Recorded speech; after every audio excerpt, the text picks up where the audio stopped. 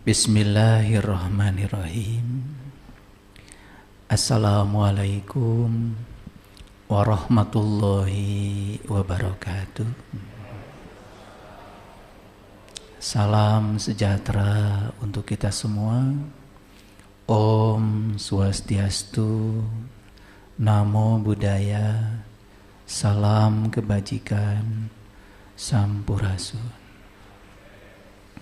Rahayu Sagung Dumadi. Semoga seluruh makhluk hidup di semesta ini, baik yang kelihatan maupun yang tidak kelihatan, di setiap ruang dan waktu, di semua tingkatan, senantiasa hidup berbahagia. Semoga kita semua selalu menjadi sumber cinta, sumber sukacita, sumber kedamaian, sumber ketentraman bagi semua makhluk. Kemanapun kita pergi, selalu dirindukan kehadiran kita, karena kita membawa kedamaian, kenyamanan bagi siapapun. Mari kita selalu bertekad, orang jahat hari ini masih punya masa depan. Jangan lupa orang yang disebut suci pun hari ini mungkin pernah punya masa lalu. Tidak ada yang buruk dalam perjalanan setiap manusia. Yang buruk itu adalah pikiran kita yang suka menilai. Karena baik buruk, benar salah itu semua adalah produk dari pikiran yang tidak sadar. Oleh karena itu tekadkan dalam diri kita. Sejak bangun pagi tadi, jangan ada lagi orang yang terluka hatinya dengan kehadiran kita. Jangan lagi ada orang yang berkurang kebahagiaannya dengan kehadiran kita. Coba tekadkan seperti itu. Maka kita tidak perlu menjadi mercusuar di atas bukit. Jadi lilin kecil saja sudah bagus. Karena kalau ada lilin kecil yang sudah menyala, ada 1000 lilin yang masih tertidur. Dengan 1 lilin yang menyala, 1000 lilin yang tertidur pasti akan bisa dinyalakan. Sepertilah hidup. Kita datang ke dunia ini untuk ikut berkontribusi membangun dunia. Banyak yang keliru. Ketika orang bersemangat mengurusi dunia, bikin riset, bikin penelitian, ada penemuan, bikin gedung, bikin alat yang memudahkan kehidupan manusia, dituduh duniawi. Yang sibuk ngurusi ritual walaupun tidak ada dampaknya terhadap kehidupan disebut soleh. Jadi kebalik-balik.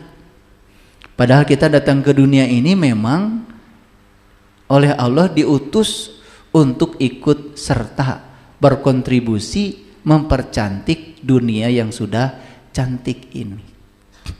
Makanya ajaran leluhur kita itu sangat jelas. Memayu hayuning bawono. Ikut mempercantik dunia yang sudah cantik ini. Siapapun orang yang berkarya di dunia ini pasti dituduh duniawi. Padahal dia sesungguhnya yang soleh. Dia sesungguhnya yang berkontribusi, bermanfaat hidupnya. Bukankah Rasulullah mengatakan sebaik-baiknya manusia yang bermanfaat bagi manusia yang lain? Oleh karena itu hari ini saya akan membawa para sahabat semua untuk mengubah paradigma. Siapa sih sesungguhnya manusia yang bermanfaat itu? Makanya hari ini saya akan berbicara secara mendalam tentang hidup yang bermakna. Seperti apa sih hidup yang bermakna itu? Karena walaupun judul ini kelihatan sangat biasa, kalau kita mengelaborasi lebih dalam, nanti akan terasa luar biasanya. Semoga kita hari ini diberikan kecerdasan untuk bisa menangkap pesan-pesan ilahi yang akan disampaikan lewat mulut saya. Oleh karena itu, mari kita berterima kasih atas segala berkah yang diberikan Allah kepada kita. dengan memujinya, membaca hamdalah. Alhamdulillahi Rabbil Alamin. Segala puji hanya milik-Mu ya Allah. Tidak ada jasa kami, tidak ada kebaikan kami. Karena kami datang ke sini semata-mata hanya digunakan oleh-Mu sebagai kepanjangan tangan-Mu untuk menyampaikan cinta kasih. Mari kita awali kajian ini bersama-sama memohon ridho dan berkah-Nya. Semoga ilmu yang kita dapat hari ini membawa kita menjadi manusia-manusia paripurna. Manusia-manusia yang berguna, bermanfaat dalam kehidupan. Kita diberi kekuatan dan kemampuan untuk berkontribusi mempercantik dunia yang sudah cantik ini. Kita sapa asma Allah dengan kelembutan dan cinta, seraya membaca basmalah. Bismillahirrahmanirrahim. Ketika kita berlaku lunak pada diri di masa muda, maka hadiahnya di masa tua semesta akan berlaku keras kepada kita. Tapi ketika kita berlaku keras, disiplin pada diri di saat muda, maka semesta akan berlaku lunak kepada kita di saat kita tua. Sudah terlalu banyak pelajaran yang kita saksikan dalam hidup. Banyak sekali di masa tuanya, ketika dunia sudah meninggalkan dia, sahabat-sahabat lama sudah tidak bersama dia lagi, mengalami kebingungan di masa tua. Bahkan sekedar untuk memenuhi hajat hidup yang pokok saja, tidak memiliki kemampuan. Rumah tidak punya, penghasilan tidak punya, badan sakit-sakitan. Orang-orang yang dulu menyemut bersama kita sudah meninggalkan kita. Lalu kita hanya mengatakan itu takdir. Kalau kita lahir dalam keadaan miskin, jelas ada kesalahan dari ayah ibu kita. Tapi kalau kita mati dalam keadaan miskin, jelas itu salah kita. Tidak boleh hidup itu berjudi. Tidak boleh membiarkan masa depan kita dalam ketidakpastian. Semua harus pasti. Karena sesungguhnya indikator-indikator untuk memastikan tentang masa depan kita itu sudah demikian jelas. Untuk tahu apakah sholat kita diterima atau tidak oleh Allah, tidak usah tanya malaikat, tidak usah tanya Allah. Lihat saja setelah sholat, apa yang berubah dengan diri kita. Tambah bijaksana, tambah dewasa, kemampuan memaafkan tambah luas, kemampuan memahami setiap orang tambah tinggi, itu saja. Jadi semua itu terukur, semua itu nyata. Karena agama yang dibawa oleh para nabi, para rasul, para sunan, para wali, para bijak, para suci, orang-orang yang telah meneratas jalan di masa lalu, meniti ke dalam diri. Mereka tuh mengajarkan yang nyata, tidak mengajarkan yang hayal. Mereka mengajarkan yang bukti. Mereka tidak mengajarkan yang ilusi. Oleh karena itu, saya akan awali kajian kita hari ini dengan menyampaikan 5 hal yang sangat penting. Hampir semua orang mengalami putus asa dalam kehidupan ini. Karena apa? Faktor utamanya karena malas. Malas. Bukan sekedar putus asa, bahkan berikutnya kehilangan harga diri. Bahkan menganggap diri ini tidak layak untuk bahagia, tidak layak untuk hidup menakjubkan, tidak layak untuk meraih segala yang tak terbatas dalam kehidupan ini, lalu kemudian berserah kepada keadaan. Faktor utamanya adalah malas sebetulnya. Coba kita sadari, jika kita tidak mengupayakan hal terbaik dalam hidup, jangan berharap akan memperoleh hasil yang terbaik. Karena semua akibat yang akan diterima setiap orang tergantung sebab yang menimbulkannya. Jadi aneh, ingin punya akibat yang baik, tetapi tidak menimbulkan sebab yang baik. Ingin mendapatkan akibat yang menakjubkan, tetapi tidak menciptakan sebab yang akan menimbulkan akibat yang menakjubkan. Semua menyerah pada keadaan. Berjudi. Semuanya dalam ketidakpastian. Padahal hukum Allah mengajarkan, jika kamu tidak mengupayakan hal terbaik, jangan berharap kamu akan memperoleh hasil yang terbaik. Allah di Quran mengatakan, "Wa man kana fi hadhihi a'ma wa huwa fil akhirati a'ma wa adallu sabila." Barang siapa yang buta di dunia ini, niscaya di akhirat akan lebih buta dan jalannya akan sesat. Itu Quran. Surat Al-Isra ayat 72. Jadi tidak mungkin di dunia buta tiba-tiba di akhirat melek. Tidak mungkin di dunia tidak tahu apa-apa tiba-tiba di sana selamat. Gak mungkin. Semua akibat yang akan kita terima tergantung sebab yang kita bangun. Jadi kan logikanya, kalau kita ingin selamat di masa depan, selamatkan diri kita di masa sekarang. Barang siapa yang buta di dunia, lebih buta di akhirat dan jalannya lebih sesat. Harusnya timbul pertanyaan kan pada diri kita, ini yang dibicarakan Allah tuh kebutaan apa? Karena kalau mata yang lahir jelas, kita akan diberi anugerah untuk bisa melihat. Kalau kita bertanya lebih lanjut, Allah akan menjawab.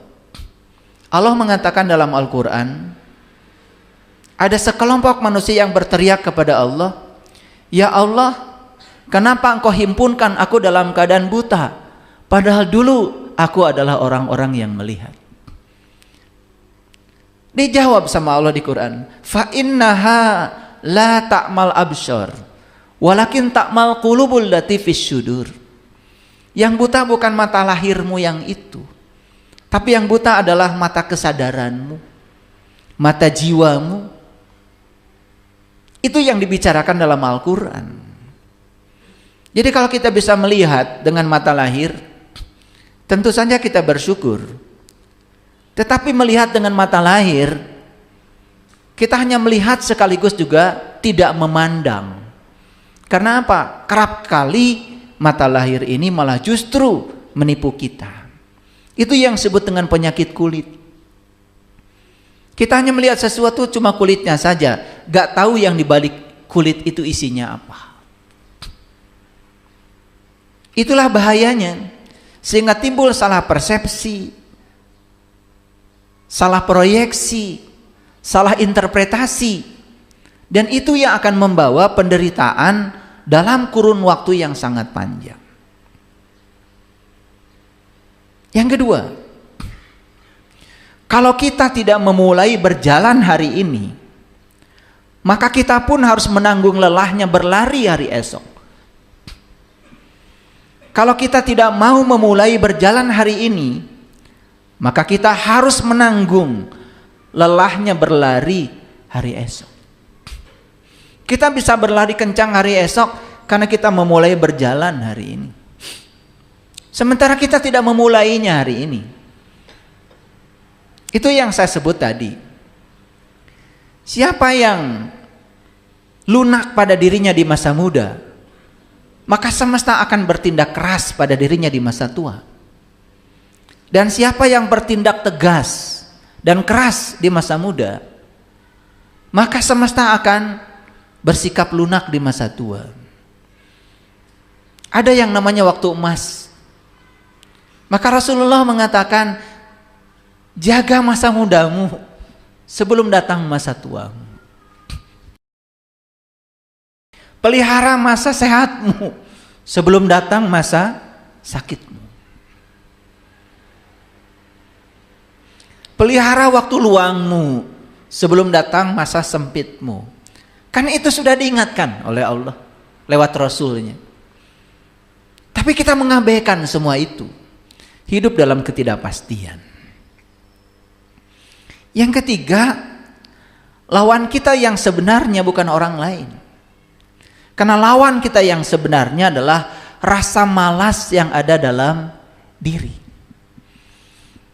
Dan kita selama ini terus berperang keluar, menganggap yang di luar diri kita yang berbahaya bagi kita.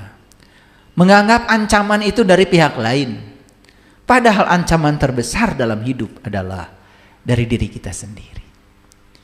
Makanya agama itu dibangun oleh para leluhur kita sebagai alat pertahanan diri untuk melindungi diri dari kejahatan diri kita sendiri.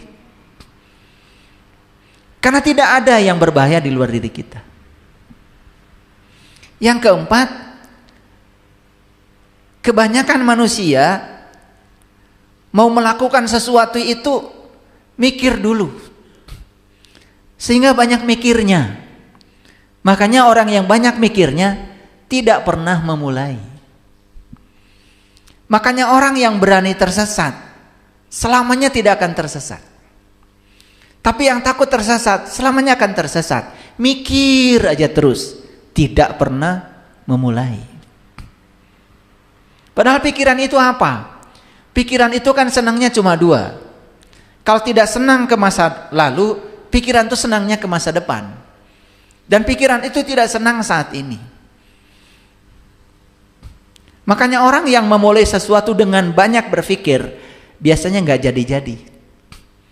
Padahal mulai saja. Malam yazuk lam ya'rib.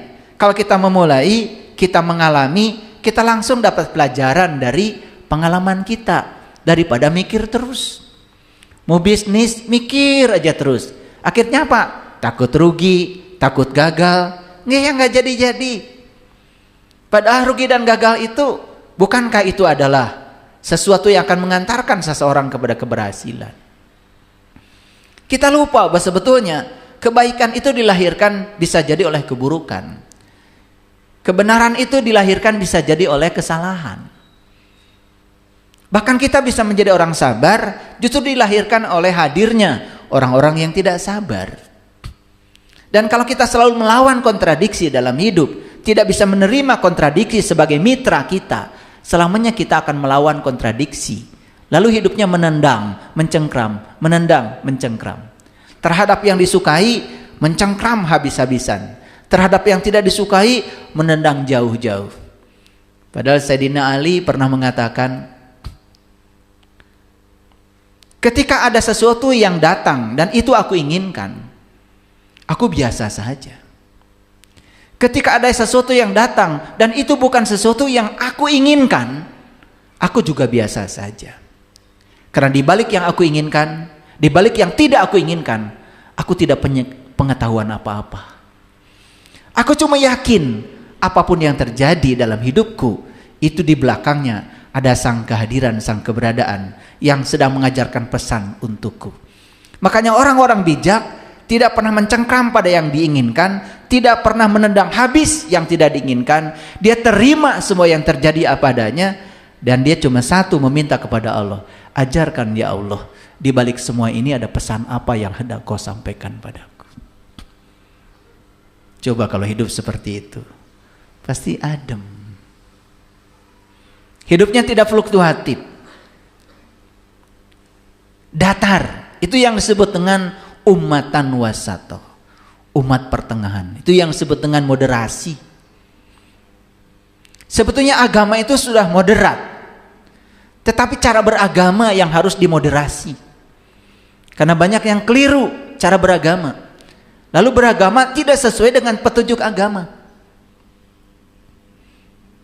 Maaf ya, cari orang, kalau ditanya pedoman hidup Anda apa, pasti jawabannya kitab suci, apapun agama dia.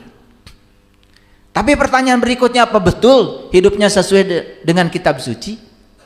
Kalau kitab suci hanya dibaca berulang-ulang dan tidak dipahami, kita tidak dapat petunjuk apa-apa dari kitab suci.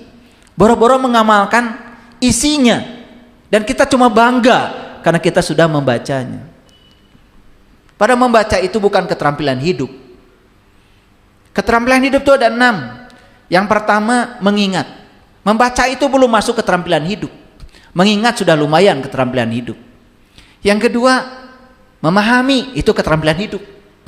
Yang ketiga, menerapkan, itu keterampilan hidup. Yang keempat, menganalisis, yang diterapkan itu sudah benar atau tidak, itu keterampilan hidup. Yang kelima, mengevaluasi, introspeksi diri, itu yang disebut dengan metakognisi. Sudah benar gak cara berpikir saya? Sudah benar gak cara bertindak saya? Lihat hasilnya seperti apa. Itu keterampilan hidup. Dan yang keenam adalah mensintesa, menciptakan pengetahuan itu menjadi kenyataan hidup yang bermanfaat bagi orang banyak. Itu keterampilan hidup itu namanya. Membaca itu tidak termasuk keterampilan hidup. Makanya kalau kita baru membaca, jangan bangga kalau kita belum bisa memahami yang kita baca.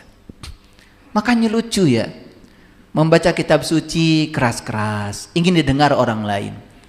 Padahal harusnya kan didengar oleh diri sendiri aja dulu. Apa yang didengar, dipahami, baru hasilnya disampaikan kepada orang lain. Kan harusnya begitu.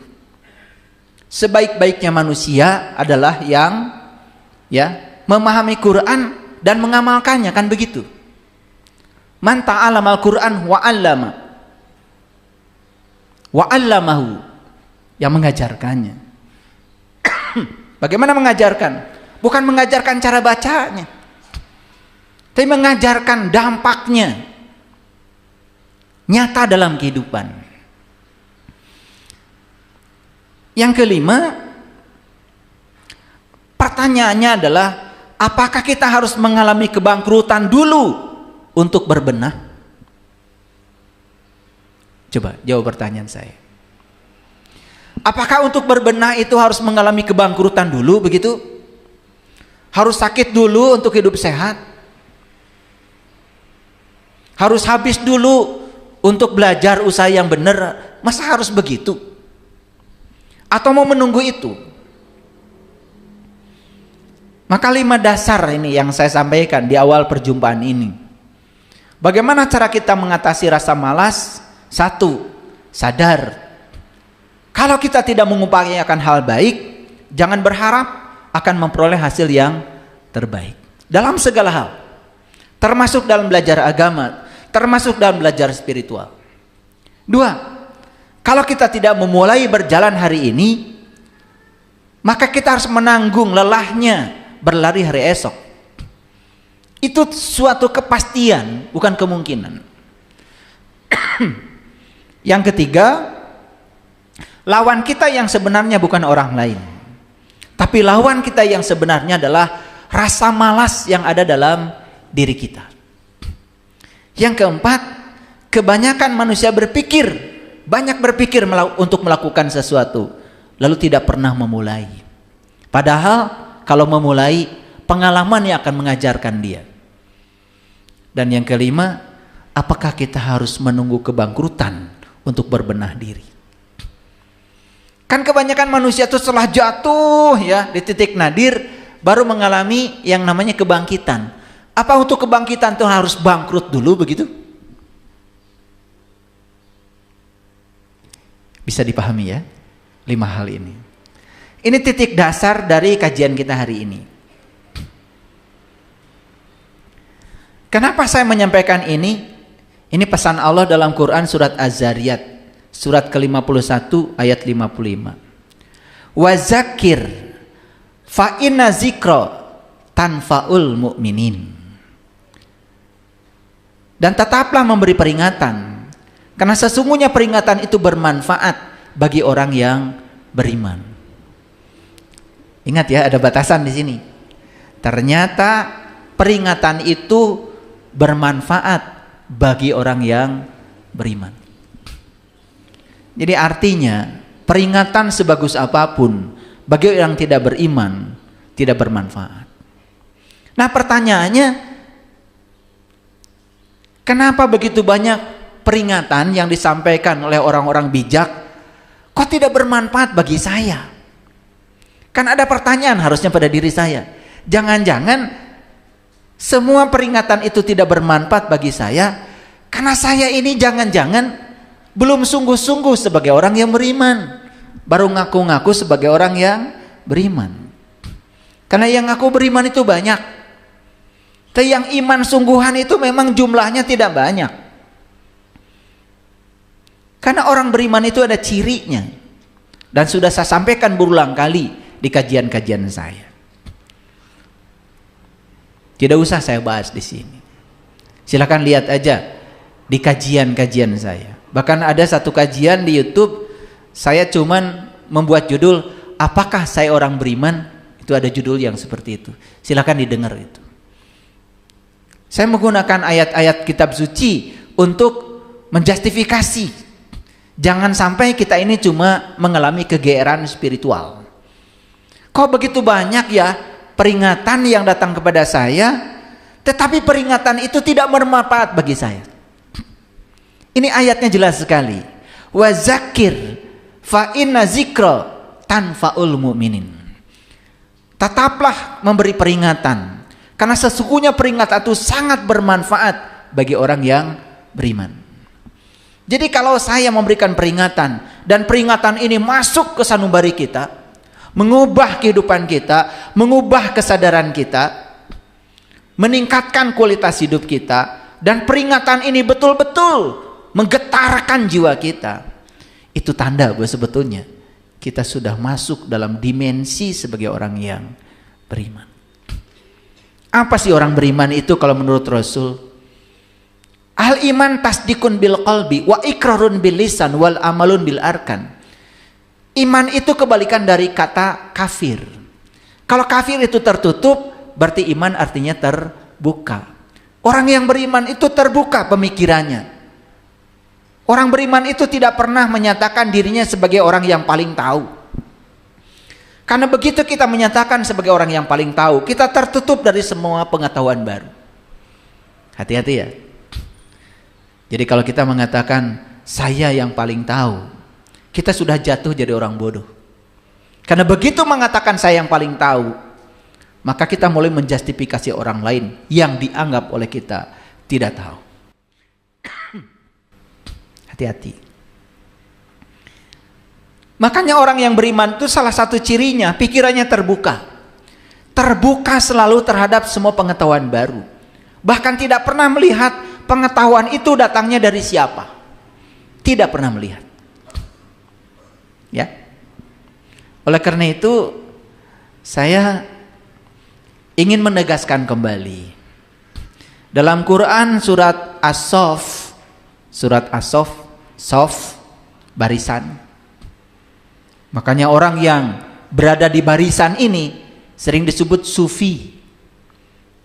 Jadi sufi itu dari kata sof.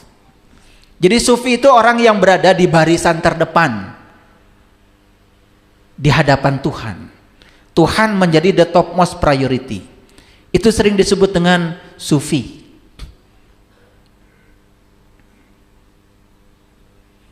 Seorang sufi itu terhindar dari segala perbuatan-perbuatan yang tercela. Berdiri, duduk, dan berbaring tidak ada yang dia ingat kecuali Allah. Maka di Quran dikatakan mengingat Allah itu yang paling besar dalam hidup. Wala zikrullahi akbar. Mengingat Allah itu yang paling besar dalam hidup. Bagaimana kita bisa mengingat Allah kalau kita tidak tahu dan kenal kepada Dia? Karena syarat sahnya ingat harus tahu yang diingat. Tidak mungkin kita bisa mengingat sesuatu yang kita tidak tahu. Itulah pentingnya kita kenal pada jati diri kita sendiri. Padahal mengingat Allah ada sesuatu yang paling besar kata Quran. Dan kalau kita belum bisa mengingatnya, berarti kita belum menemukan yang besar itu. Bagaimana hidup kita menjadi besar? Bagaimana hidup kita bisa menakjubkan? Dan itu dianggap lelucon. Mengingat dengan menyebut itu berbeda. Menyebut itu pakai mulut ada suaranya. Mengingat itu di batin. Dan batin kita bisa mengingat kalau kita pernah melihatnya. Dan tentu saja ini bukan urusan dengan mata lahir. Ini urusan dengan mata jiwa kita. Karena kita pernah ditanya pada saat itu oleh Allah, alastu birabbikum, apakah aku ini Tuhanmu? Dan semua kita serempak menjawab, qalu bala syahidna. Ya, aku menyaksikan. Kan harusnya tanya pada diri kita saat ini, kenapa saya sekarang lupa dengan yang pernah saya saksikan? Kenapa saya tidak ingat lagi dengan yang pernah saya saksikan itu? Dan kenapa saya tidak bisa mengingatnya? Sehingga saya kehilangan yang besar dalam hidup saya, itu mengingat Dia.